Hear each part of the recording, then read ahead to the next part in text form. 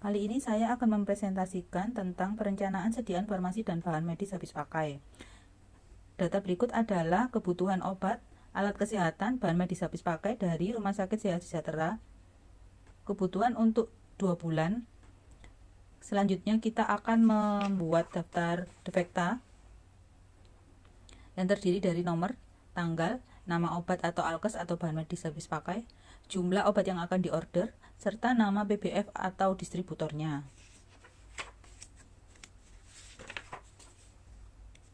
Ini adalah penggolongan obat yang meliputi obat high alert, obat narkotika, obat emergency kit. Langkah selanjutnya setelah kita membuat defekta adalah membuat surat pesanan.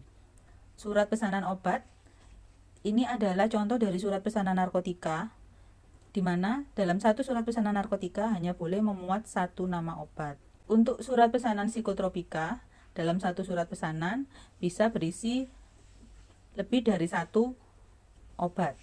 Bab kedua, selanjutnya kita akan belajar tentang pengadaan sediaan farmasi dan bahan medis habis pakai. Pertama-tama kita akan selaku dari distributornya kita membuat faktur. Jadi ini faktur penjualan. Faktur penjualan terdiri dari nama dari suppliernya, nomor faktur, tanggal jatuh tempo, NPWP, terus ini adalah customernya, ini alamat dari customer, nomor teleponnya. Di faktur tercantum nomor batch, expired date, quantity obat yang kita layani atau kita jual, terus ini nama obat, harga satuan, diskon, serta subtotal. Selanjutnya ada PPN sebanyak 10%, kemudian ini adalah total tagihan semua. Selanjutnya setelah kita menerima obat-obatan, alat kesehatan dan bahan medis habis pakai yang kita order, kita membuat checklist barang datang. Jadi ini adalah nomor, nama barang, nomor faktur, kuantum atau banyaknya barang yang kita pesan, keterangan ini sesuai atau tidak sesuai, kemudian tanda tangan petugas. Setelah melakukan checklist barang datang, kemudian kita masukkan ke dalam buku penerimaan barang. Buku penerimaan barang ini terdiri dari nomor, nama barang, penggolongan jenis obat, alkes atau bahan medis habis pakai, jumlah atau banyaknya barang yang datang, kemudian keterangan sesuai atau tidak sesuai dengan apa yang kita pesan. Selanjutnya kolom tanda tangan petugas. Setelah kita menerima barang, langkah selanjutnya adalah kita membuat kartu stok untuk masing-masing obat, alkes, dan bahan medis habis pakai. Jadi ini adalah nama obat, satuannya apa, kemasannya apa, tanggal datang obat, nomor batch, masuknya berapa, kemudian sisa stoknya berapa, expired date-nya berapa, kemudian parah petugas yang memasukkan ke dalam stok gudang. Bila ada pengeluaran, kita catat juga nomor resepnya, jumlahnya, serta sisa obatnya. Selanjutnya kita akan belajar tentang membuat buku harian narkotika. Jadi ini formatnya, ini nama nomor, nama narkotika, nama BBF dan nomor faktur, pemasukan, tanggal masuknya, jumlah obatnya, kemudian untuk pengeluaran terdiri dari nomor resep, nama dokter, nama pasien, alamat pasien, pemakaiannya berapa, terus sisanya berapa. Selanjutnya kita belajar tentang penyimpanan sediaan farmasi dan bahan medis habis pakai.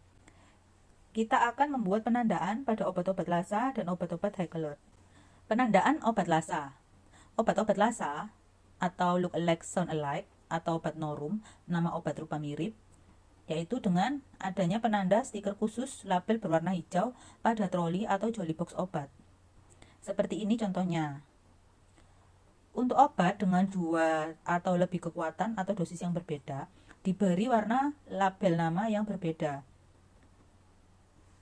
Untuk obat dengan 2 2 atau lebih kekuatan dosis yang berbeda, antar troli diberi jarak satu macam obat.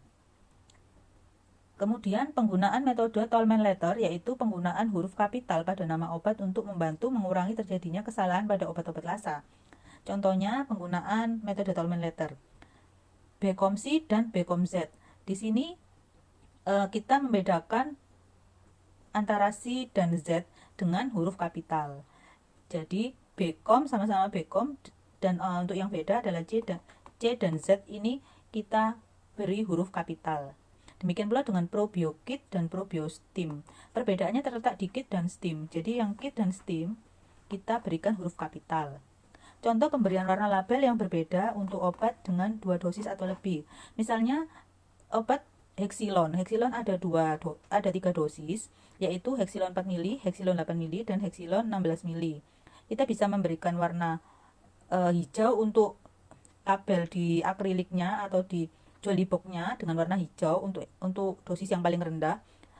Kemudian untuk dosis menengahnya Hexilon yang 8 mili kita berikan warna kuning, dan untuk dosis yang paling tinggi kita berikan warna merah untuk Hexilon yang 16 mili. Contoh obat Lassa yang ada pada daftar obat yang tadi di soal adalah misalnya Valisan B 5 mili dan Valisan B 2 mili. Sendocatarlen 5 mili dan Sendocatarlen 15 mili, Sendoliters 5 mili dan Sendoliters 15 mili, Matovit sirup dan Matovit tablet. Selanjutnya penandaan pada obat-obatan high alert. Penandaan obat-obat high alert yaitu diberi label segitiga high alert warna merah dengan tulisan high alert di tengahnya. Seperti ini contohnya. Ditempelkan stiker high alert sampai satuan terkecil, dan pada lemari diberi penanda warna merah untuk memudahkan mengidentifikasi obat-obat high alert. Pada cairan elektrolit pekat, selain stiker high alert yang ditempelkan pada kemasan primer obat, diberi tanda encerkan pada setiap sediaan. Ini ya, jadi ada tanda encerkan. Kemudian ini cairan pekat harus diencerkan terlebih dahulu. Ini adalah stiker identitas pasien untuk obat-obat high alert. Jadi ini adalah obat yang ditambahkan apa, jumlahnya berapa. Kemudian pada saat penyerahan obat atau larutan konsentrasi pekat, dibubuhkan stempel double check dengan menyertakan tanda tangan dan nama terang kedua petugas yang berbeda yang melakukan serah terima pada lembar resep.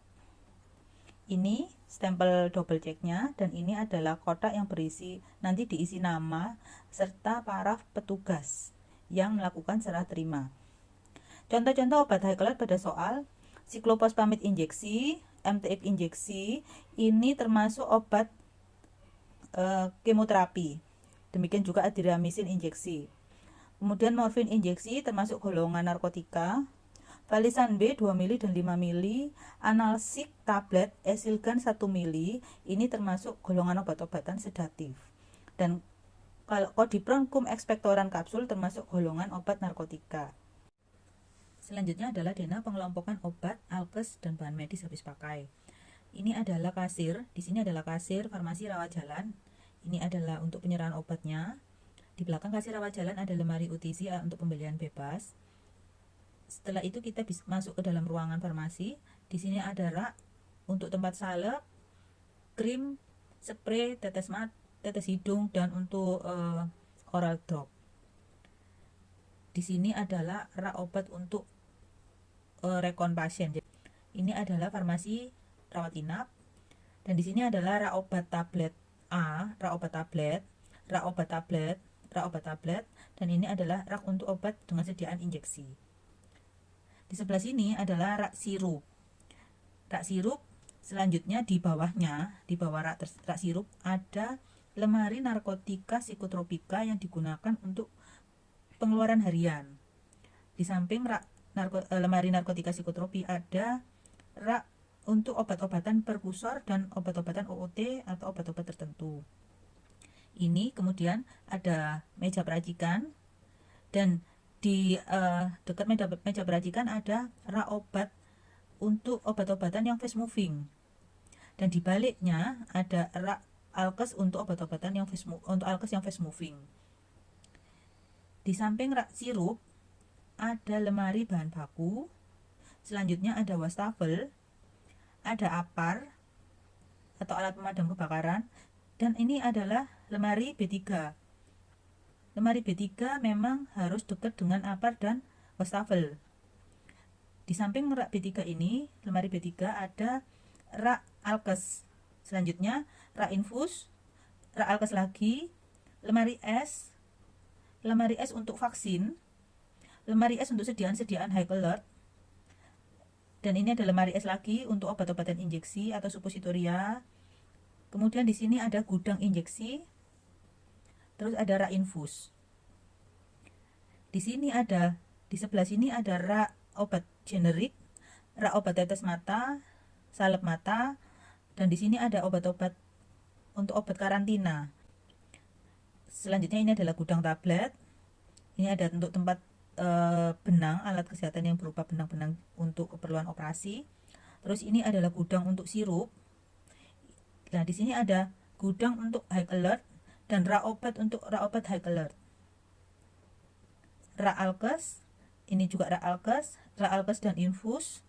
Selanjutnya ini adalah gudang untuk narkotika dan psikotropika.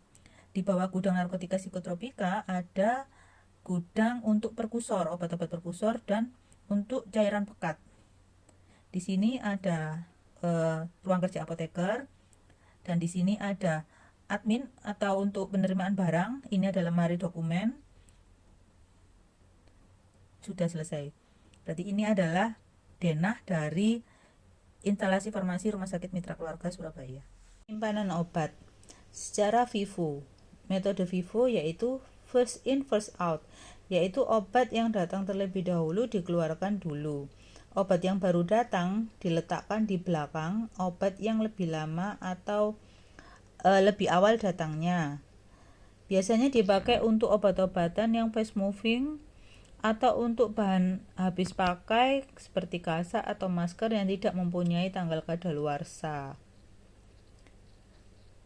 Dan untuk FIFO ini, dengan sistem FIFO ini tidak memperhatikan tentang expired date-nya. Selanjutnya adalah FIFO.